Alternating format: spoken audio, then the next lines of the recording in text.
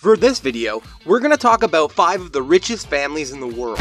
You know, those ordinary ones that get away with murder, the quiet ones that steal fashion empires, and the power billionaires, the ones seemingly above the law. We'll cover them all off as we look at 5 of the wealthiest families in the world. Now, just a quick note.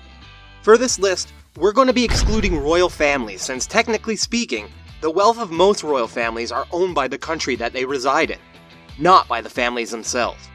Here we go. Let's take a look at the shocking secrets of the 5 wealthiest families in the world. The Walton family. You know the Walton family, right?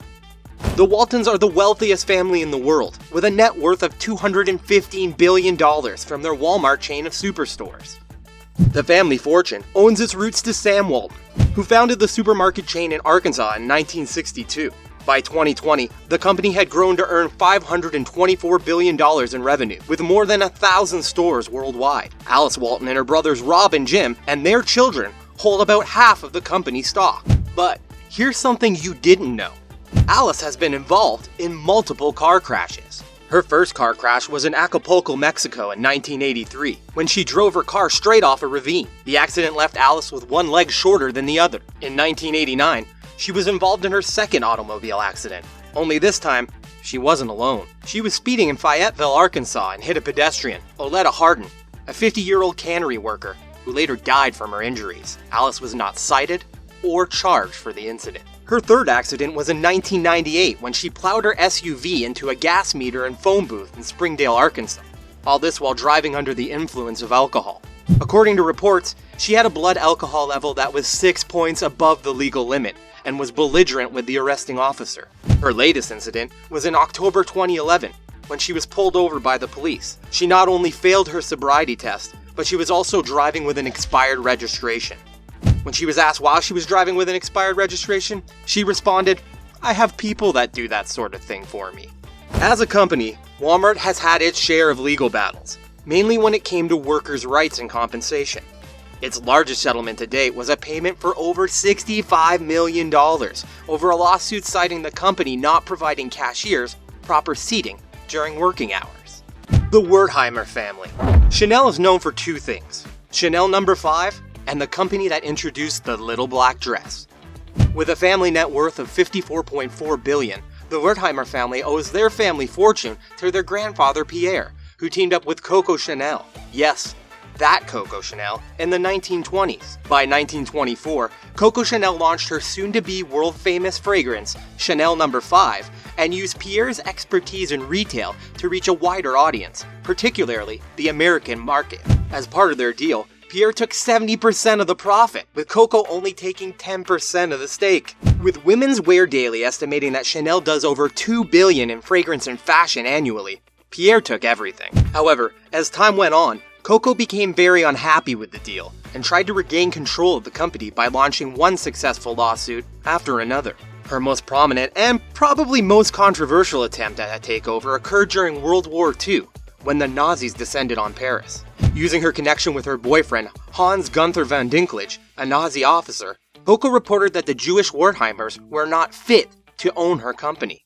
However, the Wertheimers were one step ahead of her. They turned over complete legal control of the company to the French businessman and Aryan proxy, Christian Felix Amois, whose ancestry was considered acceptable by the Nazis, allowing the company to stay in business. After the war ended, Coco Chanel was exiled to Switzerland in disgrace, and Amois returned the company to the Wertheimers. After she died in 1971, the Wertheimers bought out her remaining stake in the company. Today, the company is led by Alain and Gerard, known to be the world's quietest billionaires, as they're quite reclusive and low-key. However, they still have a very lavish lifestyle, owning vineyards in France and Napa Valley, and breeding racehorses. The Koch family. From the world's quietest billionaires to the loudest, let's talk about the Koch brothers, Charles and David, and their lesser-known siblings, Fred and Bill. With a net worth of $109.7 billion, the Koch family has always been one of the most controversial families in the US. Their family fortune is thanks to their father Fred Koch, who made his money in the oil business. By the time the brothers had inherited the already sizable company, the brothers had supercharged its growth through shrewd investment deals. One of their biggest triumphs was establishing a refinery in Minnesota that turned cheap Canadian crude oil into expensive gasoline for the Midwest, vastly increasing their fortune. The Kochs are another family that seemed to have interests everywhere. Over time, they expanded into fertilizer, paper products, options trading, and even greeting cards. Under the leadership of Charles and David, the family business grew to have yearly revenue of around $115 billion. Family and money are always a turbulent mix. The increased wealth also caused a massive divide between the brothers, Charles and David, versus their other siblings, Bill and Fred. Allegedly, things got so bad that the brothers even hired private investigators to dig up dirt on each other. However, the family feud isn't the only reason why the Koch brothers are so controversial. Aside from being influential players in politics, the Koch family and their oil companies have been caught up in several scandals, including a record $296 million wrongful death award. The suit was related to a leaky Koch pipeline that killed 2 teenagers, and also a $35 million fine the company agreed to pay for Clean Water Act violations. In 2020, Minnesota sued the Koch brothers for deceiving the public about climate change. At the time of this video, the case was still in court. The Thomson Family. The Thomson family has a home base in Ontario, and they're considered the richest family in Canada with a net worth of $40 billion. They rank 24th on the Forbes list of wealthiest people in the world. Their fortune comes from owning more than 320 million shares of media company Thomson Reuters. As massive as the media company is today, it came from humble beginnings. The company began as a single radio station founded by Roy Thomson himself, the family's patriarch. He started the radio station in 1931 to sell radio receivers to Canadians living in the northern areas of Ontario. Radio signals did not reach that far north, and potential customers had no reason to buy his product. You know what they say, if you don't have a market, create one. From there, Roy quickly expanded his business in media, such as buying a newspaper in Canada, the Timmins Daily Press. The cost of that purchase? A whopping $200. In 1950, Roy owned 19 newspaper outlets and was the president of the Canadian Daily Newspaper Publishers Association. 2 years later, he bought his first foreign newspaper company, The Scotsman, in Edinburgh. One of his greatest and most successful acquisitions came in 1959 when he purchased the Kemsley Group, the largest group of newspapers in Britain. Because of his contributions to the British media, Roy was given the title Baron Thomson of Fleet. Over the years, Thomson expanded his media empire to include more than 200 newspapers in Canada, the United States, and the United Kingdom. But how did Thomson Reuters become the media giant it is today? Well, it's all because of Kenneth Thomson, Roy's son and second Baron Thomson of Fleet, who inherited the title upon his father's death.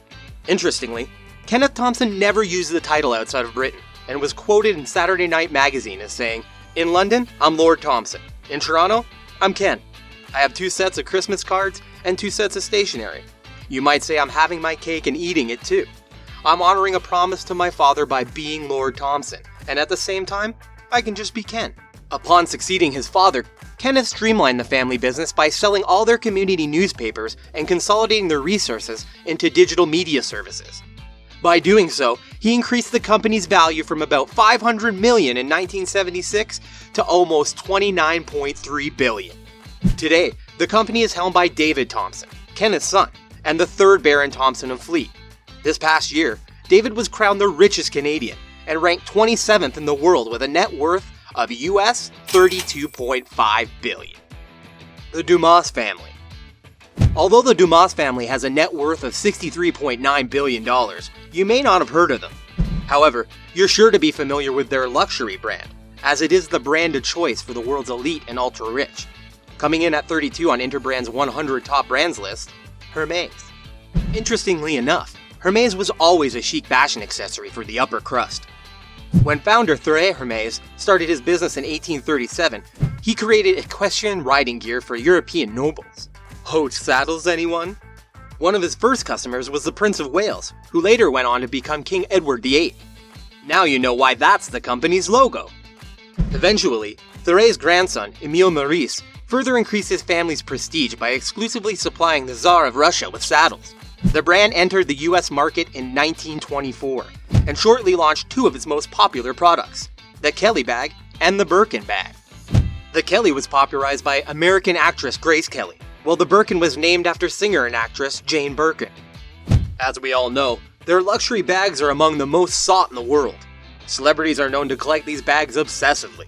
Victoria Beckham, for example, owns nearly 100 different Birkin bags, reaching a grand collective total of around $2 million.